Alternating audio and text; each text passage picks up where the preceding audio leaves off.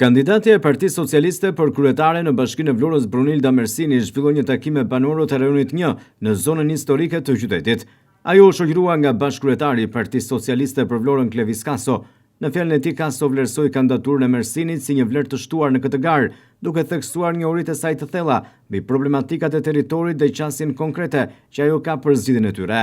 Ne gjithë duhet jemi krenar politikisht që kandidati është Bruna, se është njeri që e ka nisur nga baza në Partinë Socialiste dhe ku më mirë se sa në rajonin 1, ku ajo ka bërë gjithë jetën e saj politike dhe ka qenë pararoj.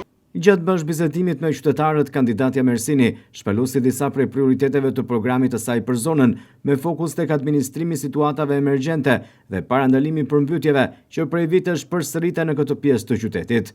Në këtë rajon unë njoh çdo cep, njoh çdo rrugë, njoh çdo hall, njoh çdo problem. Duam që kjo zona historike të fillojë të mos përmbytet. Do jetë angazhimi i parë që kanalet e ujrave të pastra të qytetit pas Karabashit është një zonë që kërkon me njëherë ndërhyrje në mirëmbajtje dhe do vemi tek thëmbra e Akilit, tek mjedisi. Rajoni 1 ka probleme të ndotjes, nuk ka hotspote problematike, por ka disa gjëra të cilat duhet korrigjuar. Fabrika e çementos ngel sfidë për infrastrukturën, për mbetjet urbane, mënyra se si menaxhohet mbetjet urbane, dhe do të jetë një angazhim i stafit të bashkisë që në 180 ditë në programin elektoral të 1 viti e gjysmë mandat do të jetë një Vlorë shumë herë më e pastër dhe do të jenë eliminuar hotspotet, të cilat janë hotspotet të lagjeve.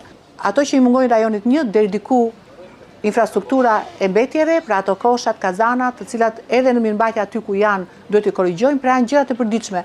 Do ta fillojmë atje ku kërkojmë përmirësim të shërbimeve bazë. Një tjetër angazhim i rëndësishëm që Mersini renditi ishte pastrimi të gjitha hotstopeve të palishme të mbetjeve brenda 180 ditëve të para të mandatit të ri.